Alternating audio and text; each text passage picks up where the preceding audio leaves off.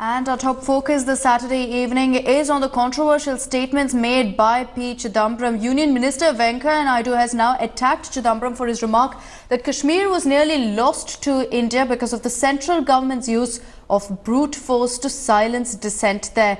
Coming after a shocker from former Jammu and Kashmir Chief Minister Farooq Abdullah, who was quoted saying that youth in Kashmir are making sacrifices for the freedom of their land.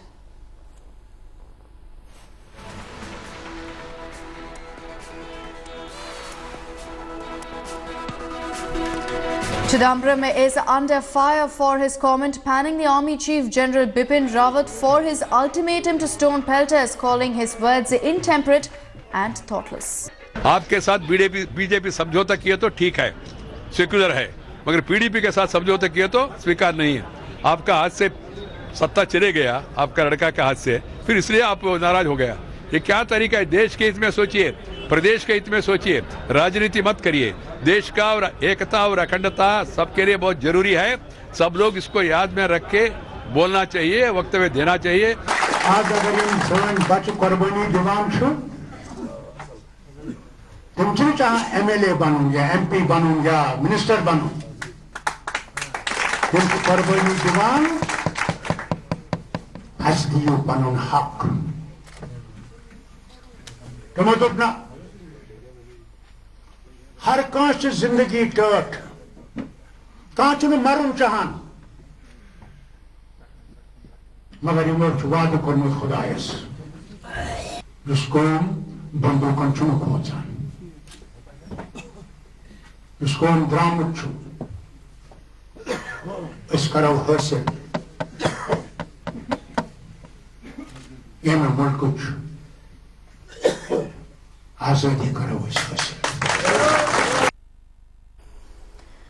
And P. Chidambaram's statement has triggered a massive political storm. Here's a look at some reactions that have been coming in through the day. The Congress sympathies lies. They lie with India or they lie elsewhere. Their sympathies lies with the forces which are fighting for the sake of the country, or they lie with the separatists. What is it they are talking? What is the problem in Army General's statement, Bipin Rawat's statement?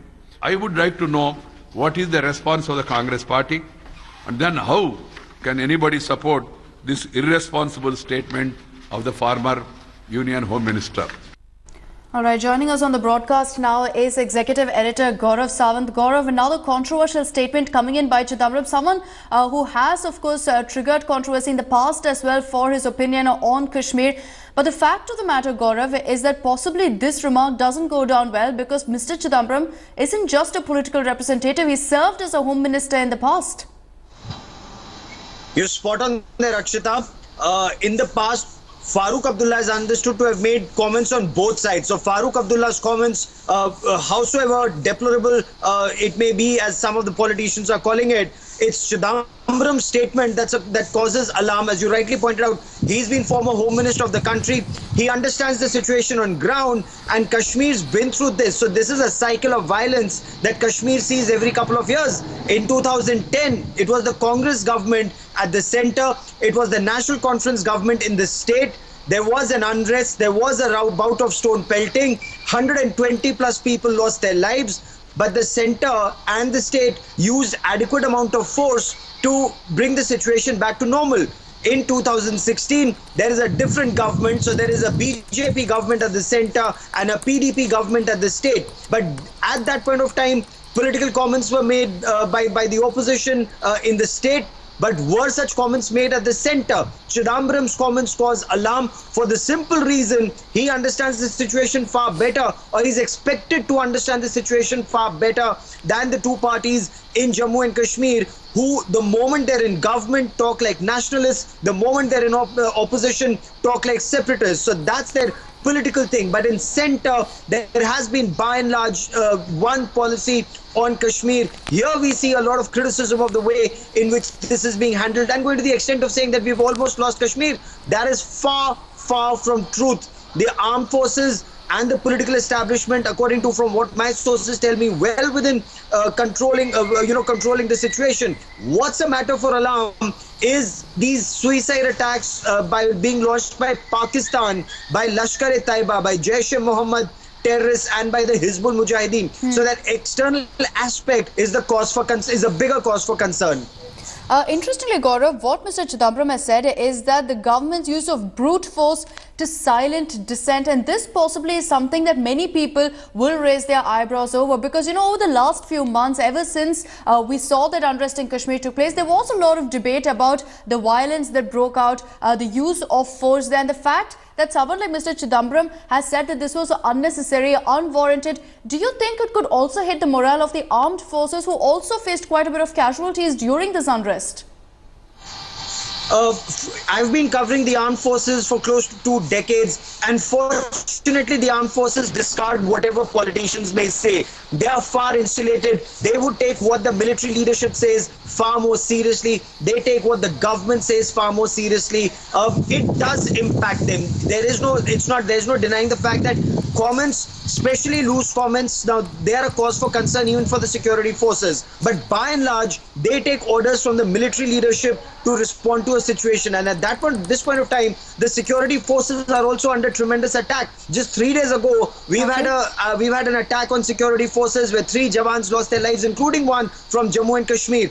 And you know why Chidambaram is expected to understand all of this so much better is look at the sacrifices that are being made, Akshita. Yes. There's a soldier from Kashmir who's lost his life. There is a soldier from Rajasthan who's lost his life. There's a soldier from Kerala who's lost his life. In the past 1 year, you've had soldiers from practically every state in the country who's lost his life protecting India's integrity in Jammu and Kashmir. The Ashok Chakra, the nation's highest gallantry award, was awarded to Havaldar Hangpang Dada, a soldier who made the supreme sacrifice of his life, who comes from Arunachal Pradesh. Right. Gaurav, request you to stay on with us. Also joining us on the phone lines now is Lieutenant General B.S. Jaiswal. General, what do you make of Mr. Chidambaram's comment? You know, do you agree with what Mr. Venkaiah Naidu said, that comments like this will only embolden our neighbours, referring of course to Pakistan? It is indeed very sad that a situation is there. There is no doubt about it.